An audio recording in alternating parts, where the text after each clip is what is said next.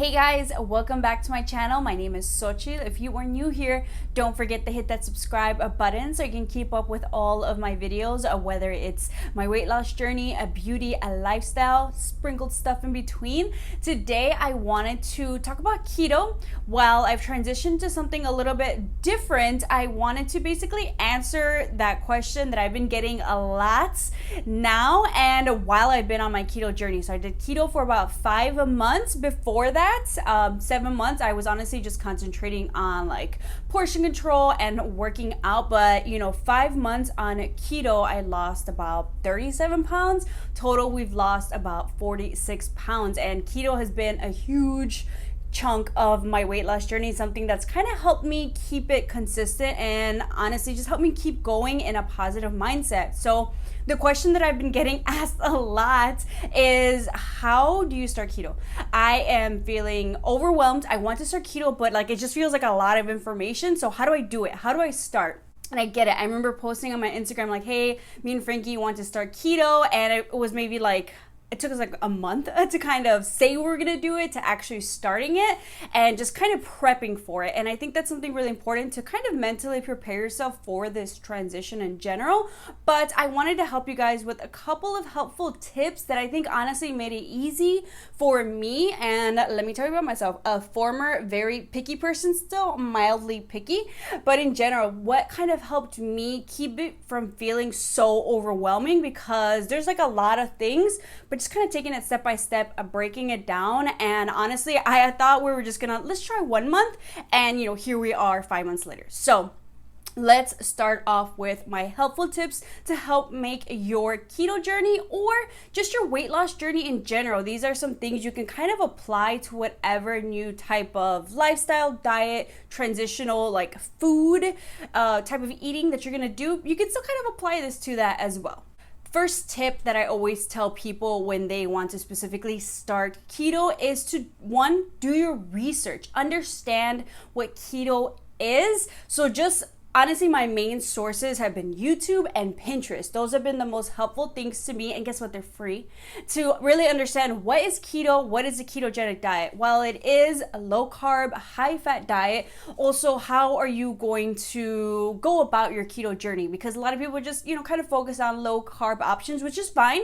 But then also understand that keto is, no grains, no starches. You're kind of limiting those type of flours and everything. So really understanding, breaking it down, what's keto, what's not. So honestly, the first thing I did was go on Pinterest, what foods are keto friendly, what foods are not, because you just don't realize something new like this if you're not familiar with it. What's keto, what's not? And I'm thinking, some of these certain potatoes, no, that has a lot of starches. So even if you have to maybe print out keto-friendly foods, get familiar with it. So especially when you kind of do your grocery hauls, you have it in the back of your mind. You don't have to memorize this, but just kind of knowing what fruits and vegetables are keto, what cheeses, what meats, what, type of different, if dairy, how am I switching to almond milk, and all these different aspects. Understanding what's keto, what's not, I think is the first step, especially when you're thinking about your meals in general. And if you don't know, guess what? Google was my friend, is my friend throughout this whole journey, understanding is this a carb? How many carbs? Is this keto-friendly carb? Is this a keto-friendly food? I had a Mean Girls moment where I was just is butter a carb? And I Googled it. Butter's not a carb. FYI, in case you're starting off. But understanding, have your yes and kind of no list. I think that's a first step, understanding foods and what's going to kind of be keto approved. And along the way, you're going to learn and learn and learn. As I was kind of looking at different meals, I was just Googling, is this keto friendly? Is this keto friendly? Is this certain sauce keto friendly? Understanding. And you're going to get the hang of it. So after you understand what foods are keto friendly, what's not, now you're probably overwhelmed with, well, what do I eat? What do I cook? Meal planning and doing all that. Here's what made it easy for me. Is once I understood what foods were keto friendly, what was not, I started to, next step was thinking about, okay, what meals do I already make? What does my weekly meal plan already look like? What have I been doing? Now, let's break it down. What from that meal is keto and what is not? So that's how I kind of started off with ideas of what to cook, how to, if you wanted to do like meal prepping, we'll talk about that later. depending on your preference. But what are you already making? What are you already enjoying? And how can we break it down and make it keto friendly? So for example, I was making maybe breakfast. What for my breakfast was keto friendly? What wasn't? A majority of my breakfast was keto friendly. So my eggs, if I was doing bacon or sausage, add in some avocado for your healthy fats. And you know what? We're just not having that extra piece of toast. Guess what? We're not doing bagels anymore. So that was easy. Now let's think about for lunch. We're not doing sandwiches anymore. We're not doing wraps. You know, what types of salads do I like? Or how can I create a wrap without using bread? So I think that makes it easy. Instead of trying to invent a whole new meal plan as you go, you can start doing that. But I think by thinking about what you're already eating and how to modify it, I think that's the first easy step. Also, moving forward, you're like, oh my God, what am I going to do next week? Meal planning, I think with any type of lifestyle change is really important. I would take maybe like one day while you're like watching TV, while you're hanging out and just kind of creating your meals. I love to meal plan. I love to make the menu for the week. That's just something I love to do, and you can make it fun. But when you're like, oh my God, what am I going to do next week? I personally am someone, I need to switch it up. Some people like to specifically meal prep and eat the same thing every week. It makes it easier for you. Go ahead and do it if that's something you enjoy. I personally, I can eat the same thing maybe 2 or 3 days in a row, depending what it is. If it's delicious, I'll do 3 days in a row. But that's kind of my max, you know, kind of gets a little bit dried out. I'm a little bit over it. I need something new and fun. So something that I thought about is like, what am I craving? I am craving burgers. So how to make your burger keto, basically keep it the same. All I'm doing is switching up the ketchup to sugar-free ketchup, which guess what? It tastes great, especially when you're on keto. Anything sugar-free tastes better than before you started this new diet. Trust me. The mustard we can keep the same. I can still add mayo on it. Is that like a Mexican thing when you just, you know, do mayo on your burgers? Let me know, unless maybe if you like Whoppers. I can keep the lettuce. Guess what? Pickles are keto friendly. And the only thing is the burger bun. All right, cool, awesome. Next thing, I'm craving albóndigas. Yes, a lot of Mexican recipes, you can make it keto. I want huevos con chorizo and a tortilla. Guess what? It's 2020. If you want to, anything you want to eat, just add keto recipe to it. Albóndigas keto recipe. There are ideas out there. You're going to find someone who's done it. How do I make my tortillas? I was suffering without tortillas.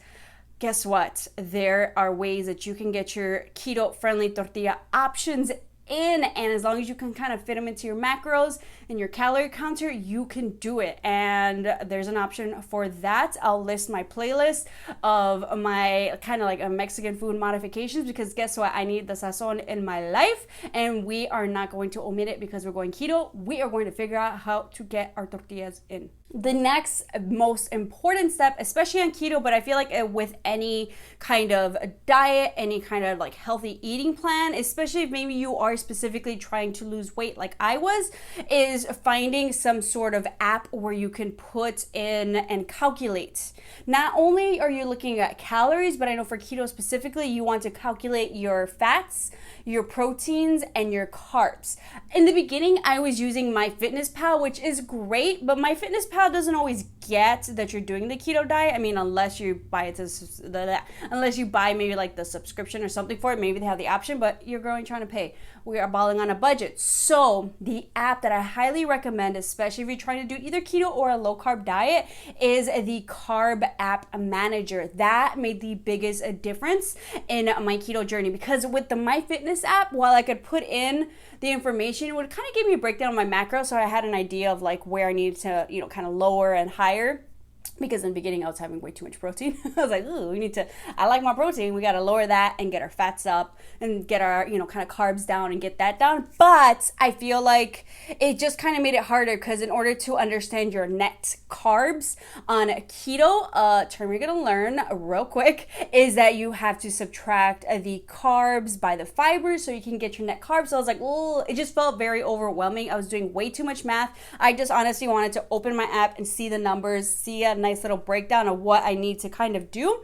That's what the Carb app manager is, because it's more keto specific. So you're going to put in same thing, like what your weight loss goals are, your current weight, and it'll not only give you your calories, but the main thing you have to focus on are your macros, your fats, your proteins, and your carbs, and it makes it easy. You don't have to calculate the total carbs minus the fibers. Like, it's going to give you the breakdown there, so all you have to do is scan, input what you're eating. It just makes it so much easier. So if you've been struggling with like the MyFitnessPal app for keto specifically, switch to the Carb app manager. Woo, it makes it easier. It also makes me want to actually put in my foods because I don't want to do math. I'm sorry, I can't math. I don't like to math. Like, I want it quick and easy and free. So we're going to do the Carb app manager, and that has made the biggest difference because it's super important to really see what food is providing what, and that's really important, and especially in the beginning of your journey, to calculate your macros, to calculate your calories. Also, kind of keep that in mind, but most importantly, the macros, because after that, then you can get a little bit lazy with it if you want to. Then you kind of understand what foods are providing what, especially you want to know what foods are adding carbs in, so what you should kind of scale back on a little bit, what foods are going to get you those healthy fats, what foods are providing a protein or too much protein in my case. Just makes it so much easier. And regarding calculating your macros, the biggest thing I can say is don't feel overwhelmed with that.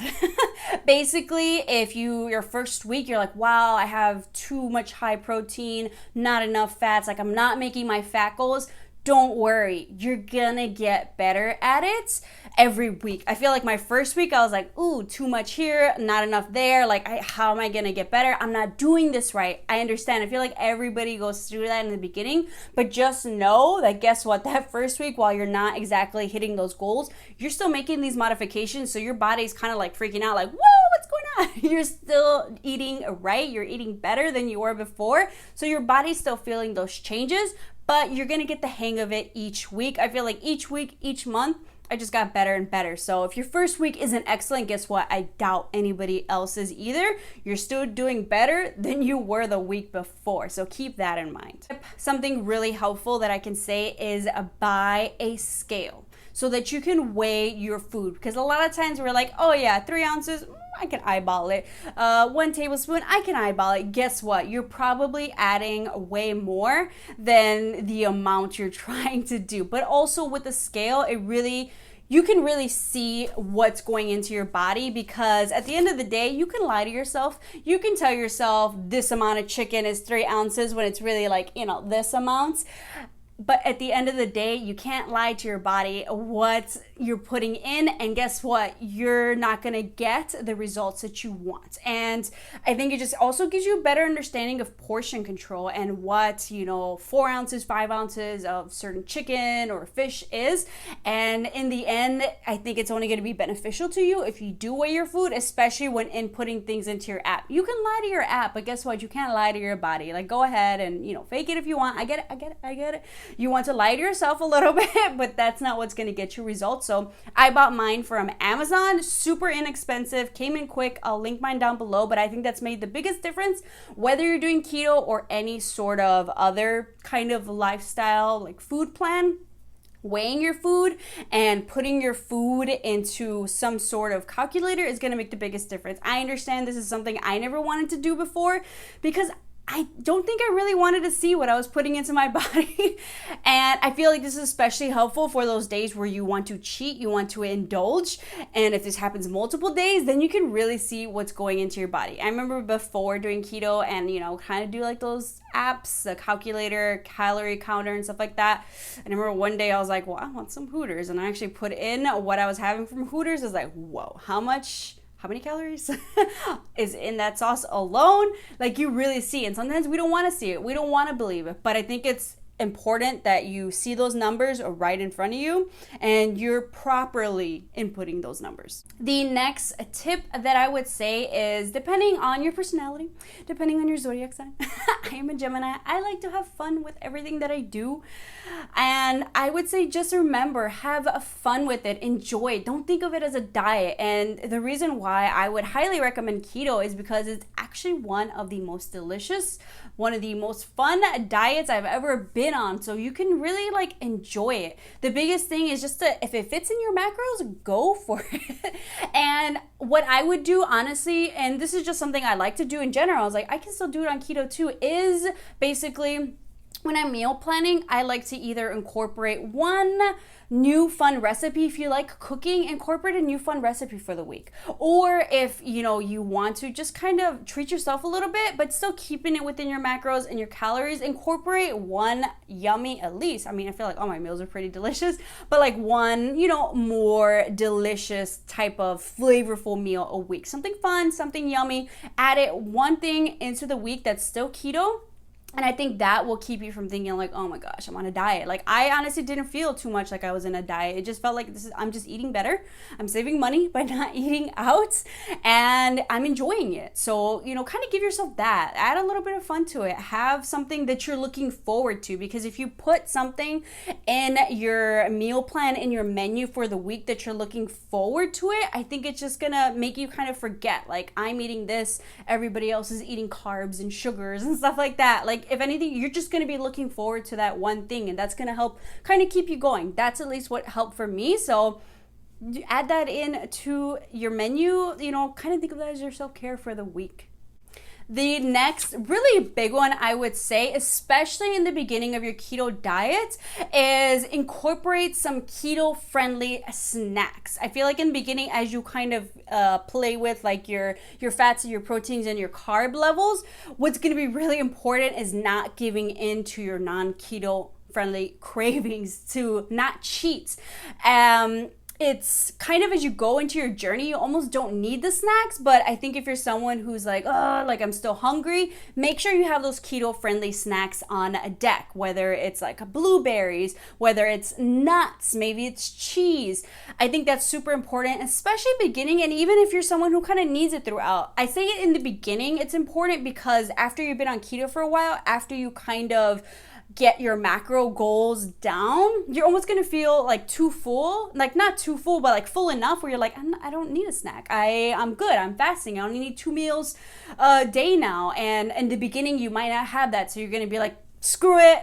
I'm just gonna end this. I'm gonna cheat. But if you kind of have those snacks to either help you because you're still feeling hungry, or if you're like, I just need that crunch that I would get from chips, I just need that sweetness that I would get from sugar, depending on who you are you the person who loves sugar, or are you the person who loves carbs? Frankie was a person who was into sugar. He needed that sort of like keto-friendly sweet tooth, so we found that blueberries were great. We found keto-friendly ice creams. We found dark chocolate really helped him. For me, I needed carbs. I'm a chip person, so I found keto-friendly chips. I found, different snacks that I could make that would give me that crunch and really just kind of, satisfy that craving. So I'm gonna link at the end of this video and down below in the description box my favorite keto-friendly snacks. If you guys want to check those out, just have them, because I think I'd rather maybe overindulge. I'd rather indulge in keto-friendly snacks than just going completely, off the wall and buying some Flamin' Hot Cheetos, breaking the ketosis, basically kind of breaking this whole cycle and kind of messing up all the work that I was working on for, like, if it was 1, 2, 3, or 4 weeks. I'd rather have a couple more calories that are keto-friendly than not. I mean, it's important also to know that with keto snacks, while yes, it's going to fit into your macros, depending on what you're doing, if you are trying to have that weight loss, just kind of keep in mind the calories as well, because nuts kind of add up there, and depending if it's a lower carb snack, it could add up into the carbs. So, but I'd rather have that option of the keto-friendly snacks and maybe have a couple too many. Like, maybe I'd rather go 100 calories over on a keto-friendly snack and then go 100 calories over, or 200 or 500 on a pizza or burgers or McDonald's, something like that. So kind of pick your poison there. But I think those can be helpful, satisfy those cravings, and guess what? We can make it to the next day. Similar to having keto-friendly snacks available, I think also to have in your arsenal to help you with a keto, kind of as a backup plan, is to have your lazy keto meals available and ready. So something that I would have is I would always keep a Quest pizza in my freezer. So Quest has some great keto-friendly option pizzas. It's not a traditional crust. I think their crust is like out of cheese or something, but there's different brands out there that have cauliflower crust or that have a crust breast meat out of chicken, stuff like that. Keep that in your freezer for emergencies. I honestly would do that usually Fridays. It's the end of the week, end of the work week. I don't feel like making anything. And you know, a lot of us, when it's like a Friday or that Saturday, you're super lazy, all you're thinking is like, let's order out, let's pick up food. But for me, having that kind of like freezer plan, and even if I planned for it, sometimes I'd rather have a keto friendly pizza than give in and, you know, get a regular pizza. It's like I'm feeling lazy, and the easiest thing to do is to order out. And you could have some order out keto friendly options, but to save some money as well, I'd rather have that pizza there just in case. And guess what? We kind of satisfied our cravings. We got kind of that pizza taste. It's not as clean of a keto option, but I'd rather have a last minute lazy kind of dirtier keto option than having a very, very dirty option for foods like fast food. So kind of just having your nice little backup guy, I think is very, very helpful. Also, as much as I love cooking, I need a break here and there too. So if I have something I can just easily heat up, yes, and please, and thank you. Another helpful tip for keto, starting keto, especially doing keto, I think it's really helpful to do it with a partner. So I did it with my fiance. It was funny because it was actually his suggestion, because he had seen one of his friends had done it. I had mentioned it before, but of course he didn't listen. Whatever, I don't care. We did it, but I think it makes it easier. So for me and him, it's just, you know, us in our house. And honestly, it's like, if I'm doing keto, I'm not cooking, I'm not bringing in carbs. You better not bring in carbs into this household, but it just makes it easier. Whereas like I'm doing keto, I'm not having carbs, I'm not having sugar, and you're over here, you know, bringing home these meals and you're enjoying this. Like, of course I'm going to kind of break down. Of course I'm going to like give into it. Willpower, I do not have. I know I do not have willpower, so don't even test me on it. But also, I think it made it really easy because I had someone to talk to about it. I could be like, ooh, like I was feeling these symptoms, or like, oh wow, like I feel like the inflammation has gone down, or did you get ketorrhea? I sure did. Oh, you too, damn. You know, like what are you experiencing? Someone to talk to about it, but then also I think someone to kind of help keep you accountable, because I feel like sometimes when he would want to cave in and be like, oh, screw it, like let me just buy some regular candy, I'd be like, no, like let's not do that. How about we, you know, incorporate this? Or when I wanted to give in, I was like, just screw it. I just get me some saltines, get me some chips. I'm going to break down. He's like, no, like we shouldn't. I'm like, oh, you're right. So I think having someone to kind of hold you accountable, someone to kind of help you when you're like just ready to kind of give in, I think it's really important. Not only maybe your partner who you live with, but also friends. You have your keto cult, your keto crew. Apparently I was converting people into keto. But having other people to kind of hang out with, and knowing that like, hey, what keto meal are we gonna get or order? Like some keto Chipotle. Having someone to kind of keep up with as well, and how their experiences. So if it's, you know, not a partner, maybe it's a friend. Or also I think for, you know, some of us who don't have a partner, maybe you don't have friends now, but also maybe following those other keto accounts on Instagram and kind of surrounding yourself, especially on something as silly as it sounds, in your social media feed, because we're on social media so much. I almost kind of wanted to find, it's like, is there a way to block anybody who's showing non-keto foods? Like, but you're on social media all the time. So like I was following all these other keto accounts and just kind of seeing other people's journeys, seeing other people's meals, and just kind of liking their stuff. I think that makes it really easier to surround yourself with other people trying to do the same thing that you are, whether it's like in person or virtually. I think that helps a lot, because you're like, wow, they're doing it. If you're having a down day, like guess what, they did too. And kind of giving you that push and someone to kind of follow, I think has been very, very helpful. Also, when you are kind of following other people who are doing a keto diet or any other sort of diet, maybe you guys are starting it at the same time, I think it's really important to not compare yourself to them. And for me, like I've always known in the back of my head, like me and Frank are gonna do this together, but he's a guy, so who knows, he's probably gonna lose even more weight than I will, but I'm gonna remember we have just different makeups. But it's important to also not only weigh yourself, to measure yourself, to take photos, to write down how you're feeling each month. I think mentally that's something that helped me. So where maybe if like I wasn't seeing the results, or you're not seeing the results that I'm seeing, I think it's important to track your own results, see your own progress, see your own successes, and not compare it too much to somebody else, because everybody's body is different. And like for me and like my friend Megan, I was like, yo, like I'm probably seeing a lot more weight loss because I've had more weight to lose, you know? And, you know, so don't compare yourself to me. Or like if I maybe wasn't seeing those numbers on the scale, like I had to remember, it's like, but how am I feeling? You know, like honestly, like I feel the difference between how I was eating before and how I'm eating now. So maybe it's gonna take a little bit while longer for those numbers to kind of come off and melt off. And usually, honestly, that's the thing with keto. I feel like sometimes like the first 2 weeks, I'm just like, so I'm at the same number. But then the second 2 weeks, like everything just kind of comes down. So if you're not seeing it on the scale, also remember it's not about that number. Like, are you seeing it in your measurements? Are you feeling it? Are you seeing it when you put on pants?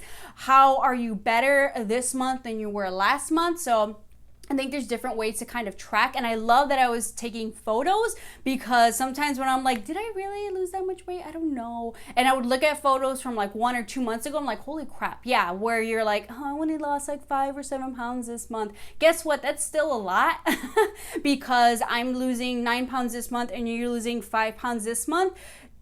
Don't compare yourself, you know, to me, or don't compare yourself to somebody else who's losing more. Like, your body and how it loses weight is very different. But then guess what? You still lost those 5 pounds that you didn't, you know, lose before, or like that took you years to kind of lose. So just kind of track your progress, track your successes. And especially when you're feeling really down, I think it's great to kind of like go back and look at whether, you know, those numbers previously or those photos previously.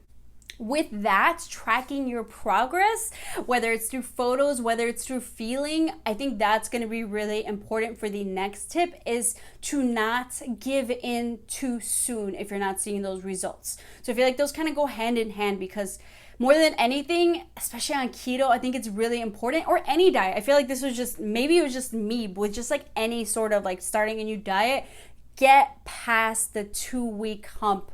I feel like previously, prior to keto, I would like start a new diet, eat healthy, and I honestly could only really keep it up for like 2 weeks and I was done. I was like over it, bored, like I'm not seeing that progress. But guess what? Patience is going to be really important. But then also, especially on keto, I feel like around the 2-week mark, it was when I was like, oh my God, like, okay, I am really craving, I want the carbs, I want the sugars, like, I'm just going to cave. And a lot of people are telling me like, I've been 2 weeks on keto and it's really hard. Like, I really want that bag of hot Cheetos. I really want this like sugar-filled product. 2 weeks is hard. And they usually say it takes what, like 3 weeks, 21 days to really make a difference, to really make a lifestyle change. So it makes sense that that 2-week mark can be very, very difficult. Comment down below if that's you as well. Maybe it's the 1 week, maybe it's 2 week, maybe for you it's a 3 week. But I feel like I'm so glad I did not give up after 2 weeks. I wanted to. I was like, I just want a saltine. I just want to lick the cracker. I just want to lick the salt of the cracker so bad. I remember texting my friend. I was like, I don't usually crave saltines, but man, am I craving them hard. And I was like, oh, like if I just go and sneak it, nobody's going to know. But I didn't. And I feel like getting over that 2-week hump, and that is what really helped me get to 3 to 4 to 5 weeks to 4 months to 5 months. So don't give up. Don't give in. Go into your keto-friendly snacks and lick that salt off of your keto-friendly, nuts. And I think that's going to help you so much more. The last tip I want to give you, hopefully this video is not too long, but the last tip I think that really helped me and the type of person I am, whereas like I have a very addictive personality. So whenever I try something new or get into something new, I'm like, I'm going to do it all. Like I need all of this and that, blah, blah, blah. No, stop. Take it step by step. Incorporate something new each month. Don't overwhelm yourself by trying to do everything at once. And I think that's what really helped me especially. So to break it down, the first month is honestly just focus on, let's just get keto. Let's focus on meeting those goals, whether it's, your proteins, your fats, and your carbs. Let's just try to get that down and understand what each food kind of brings to the table and getting our meal plans down. That was the first month, and I saw results. The second month is when I introduced intermittent fasting. A lot of people are like, okay, first month, we're going to start first week. We're going to start with, we're going to do keto and intermittent fasting. Like, no. If you feel like that's too much, that's fine. You don't have to do intermittent fasting as soon as you start keto.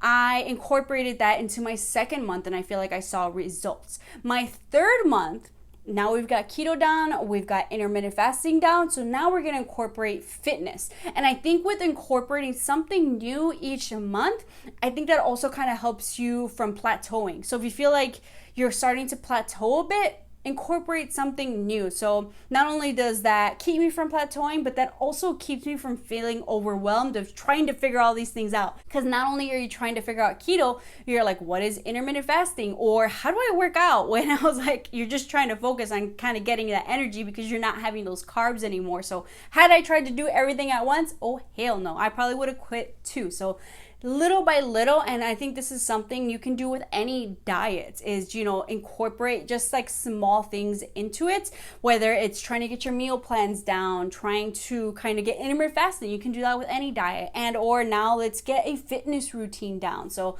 do it little by little, and I think you'll see those differences little by little, and that'll kind of help with your journey in general. Also, it's just kind of fun to incorporate something new each month, and just seeing how that kind of affects your results, your photos, your feelings. I think that'll kind of help you. Let me know if you're someone who's like, I tried to do too much at once and it just didn't work, because I feel like that's just going to overwhelm you overall.